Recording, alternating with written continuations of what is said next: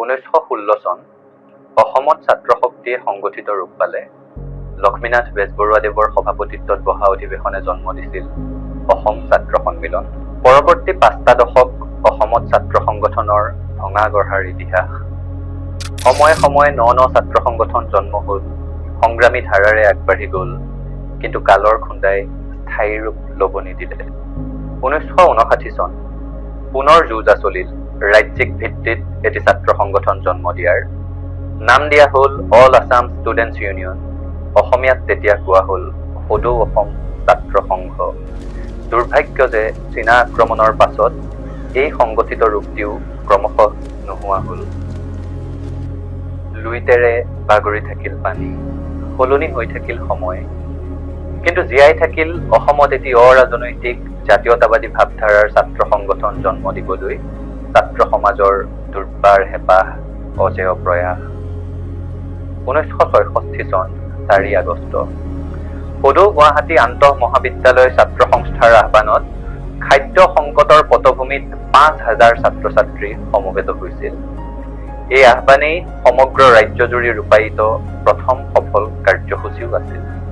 তাৰ পাছতেই যুঁজা তীব্ৰতৰ হ'ল ৰাজ্যজুৰি এটি সবল ছাত্ৰ সংগঠন জন্ম দিয়াৰ। 1966 চনৰে 1 আৰু 2 অক্টোবৰ যোৰহাটত আয়োজিত হ'ল ৰাজ্যিক পৰ্যায়ৰ ছাত্ৰ সংগঠন গঠন কৰাৰ অধিৱেশন। নাম দিয়া হ'ল সদৌ অসম ছাত্ৰ সন্থা। নতুন কাৰ্যনিৰ্বাহকক দায়িত্ব দিয়া হ'ল সদৌ অসম ছাত্ৰ সন্থাৰ বাবে এখনি সংবিধান প্ৰণয়ন কৰাৰ আৰু অসমৰ সকলো শৈক্ষিক অনুষ্ঠানৰ পৰা অনুমোদন কৰোৱাৰ। 1967 চন তেজপুৰত বহা সদৌ অসম ছাত্ৰ সন্থাৰ অধিৱেশন 8 আগষ্ট তাৰিখে পুৱা 5 বজাত গ্ৰহণ কৰা হ'ল সংগঠনটোৰ সংবিধান।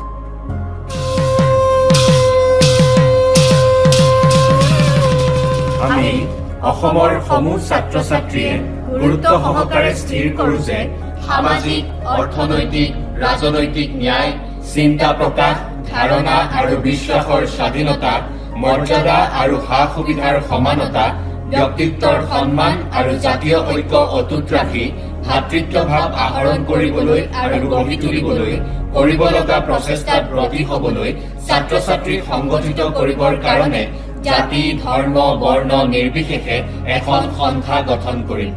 তেজপুৰত বহা আমাৰ সাধাৰণ অধিৱেশনত আজি 1967 চনৰ আগষ্ট মাহৰ 8 তাৰিখে ৰাতিপুৱা 5 বজাত আমি ইয়াৰ দ্বাৰা এই সংবিধানখন গ্ৰহণ কৰিলো, ইয়াক কাৰ্যকৰী কৰিম বুলি প্ৰতিজ্ঞাবদ্ধ হলো। সদৌ অসম ছাত্ৰ সন্থাৰ সংবিধানে 60 বছৰত ভৰি দিলে। আছুৰ সংবিধানৰ হীৰক জয়ন্তী বৰ্ষৰ এই শুভ আৰম্ভণিতে সদৌ অসম ছাত্ৰ সন্থাৰ সকলো বৰ্তমানৰ আৰু অতীতৰ সদস্যালৈ শুভাকাংক্ষীলৈ আমাৰ ফালৰ পৰা যাচিছো সংগ্ৰামী অভিবাদন। সদৌ অসম ছাত্ৰ সন্থা জিন্দাবাদ, জয় আই অসম।